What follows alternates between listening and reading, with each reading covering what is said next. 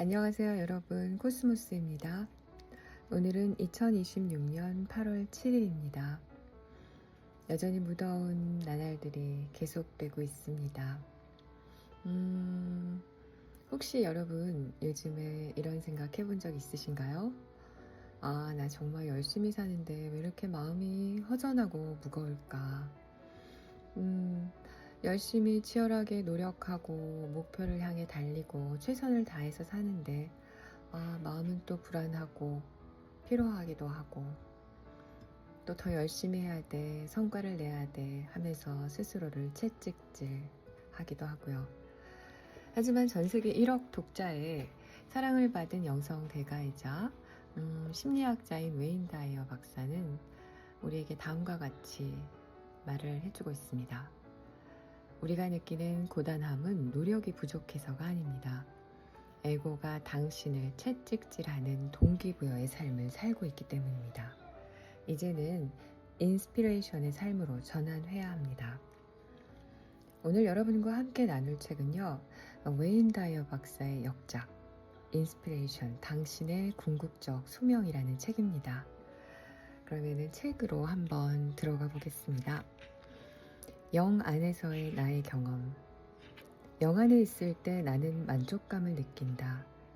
하지만 그보다 기쁨이 더 크다. 그때 나는 내 근원의 진동 에너지를 받아들일 수 있다. 목소리, 메시지, 침묵의 신호, 보이지 않는 제안 등 뭐라고 부르든 그것들은 방해가 되지 않도록 나 자신을 비울 때야 내가 동조할 수 있는 에너지의 진동이다. 세계적인 천재 중 한 명인 볼프강 아마데우스 모차르트는 이렇게 말했다. 내가 온전히 나 자신일 때, 완전히 혼자이고 기분이 좋을 때, 예를 들어 마차를 타고 여행하거나 맛있는 식사를 한 후 산책을 하거나 잠들지 못하는 밤에 아이디어가 가장 잘 그리고 가장 풍부하게 흘러나온다. 그것들이 어디서 어떻게 나오는지 나도 모른다. 그리고 그것은 억지로 만들어낼 수 없다. 모차르트가 말하는 것을 알기 위해 우리가 천재가 될 필요는 없다. 그것은 똑같은 힘이 다른 방식으로 지금 당신과 나에게도 흐르고 있기 때문이다. 나는 이 영적 에너지가 자유롭게 흐르는데 저항하지 않도록 스스로 그것과 조화를 이루거나 영 안에서 내 생각과 기대 속에 머물도록 상기시키는 법을 배웠다. 영은 어떤 것의 불가능성에 대해 골몰하지 않는다. 즉, 창조할 수 없는 것, 잘 해결할 수 없는 것, 최악을 상정하는 것 또는 제자리에 갇혀있는 것에 초점을 맞추지 않는다. 영 안에 있을 때 나는 현재의 순간과 내 생각이 내가 원하는 것과 완벽하게 일치하기를 바란다.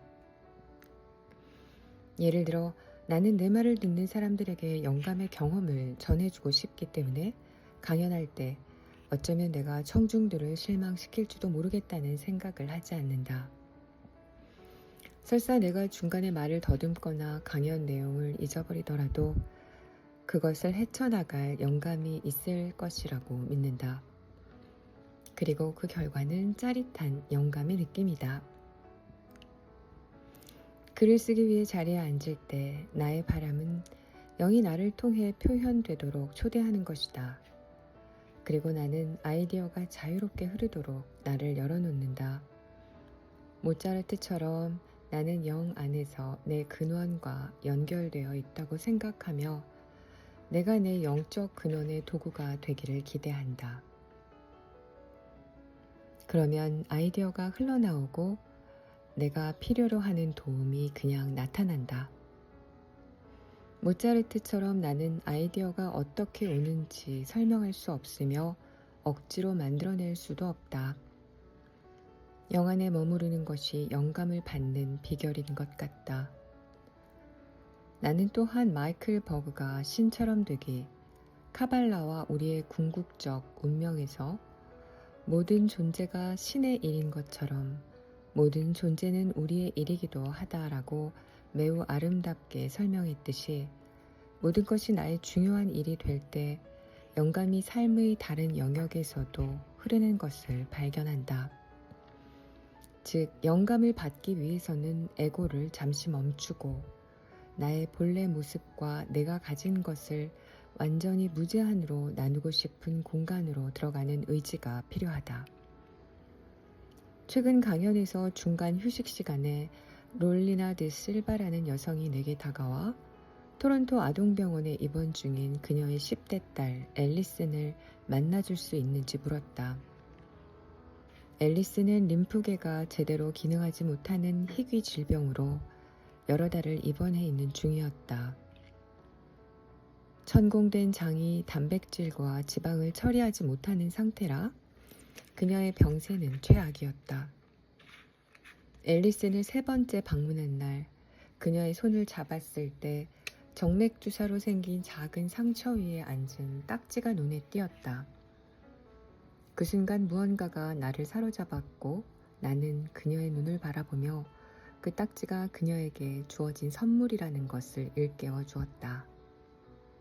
딱지는 웰빙의 본질, 우리의 근원이 그녀 안에서 작동하고 있다는 증거였기 때문이다. 나는 그녀에게 그것과 똑같은 웰빙을 그녀의 고장난 복부로 불러오기만 하면 된다고 말했다. 너는 이미 영과 연결되어 있어. 그렇지 않았다면 내 손의 상처에 딱지가 생기지 않았을 거야 라고 나는 거의 외치듯 말했다.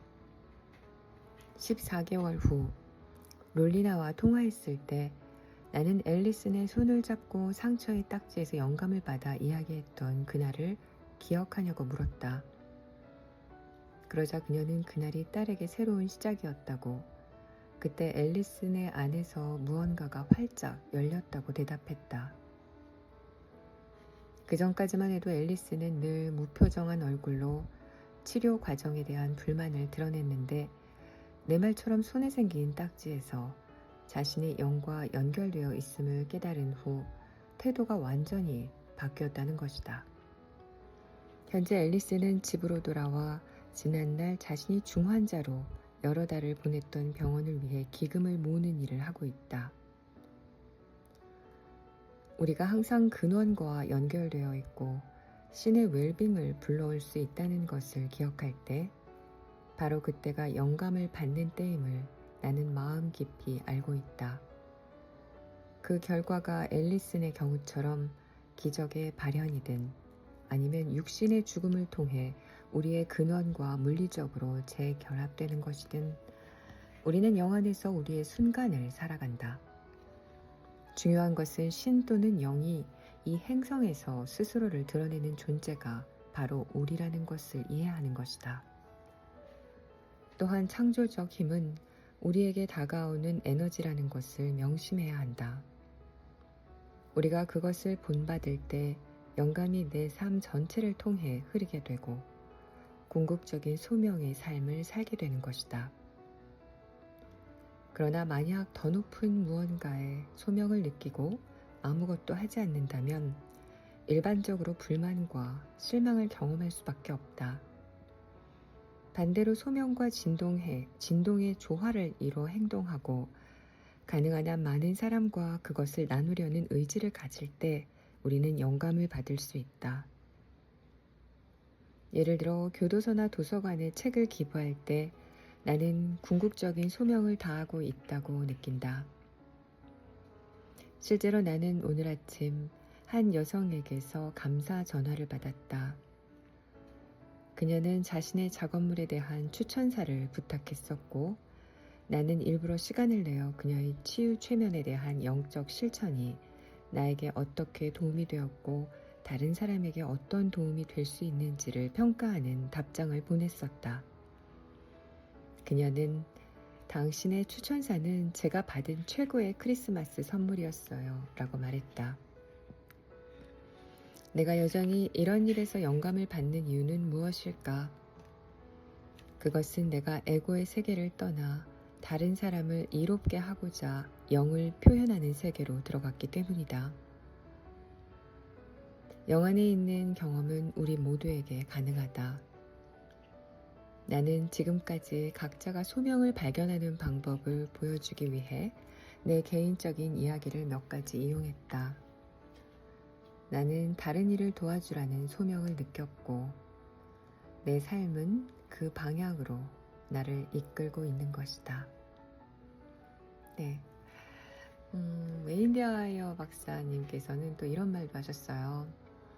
춤을 출 때의 목적은 무대 끝 지점에 도달하는 것이 아니라 음악이 흐르는 동안 매 순간의 스텝을 즐기는 것이다. 우리의 삶도 마찬가지 아닐까요? 어떤 성공이라는 목적지에 도착하기 위해서 오늘을 고통스럽게 견디는 것이 아니라 내 안의 영혼과 연결되어 매 순간을 기쁨으로 채워가는 것. 이것이 바로 이 책 인스피레이션이 우리에게 일깨워주는 삶의 소명이라고 생각합니다. 오늘 들려드린 이야기가 여러분의 마음에 작은 영감을 드렸기를 바라봅니다. 네, 오늘은 여기까지 하겠습니다. 여러분 편안한 시간 되세요.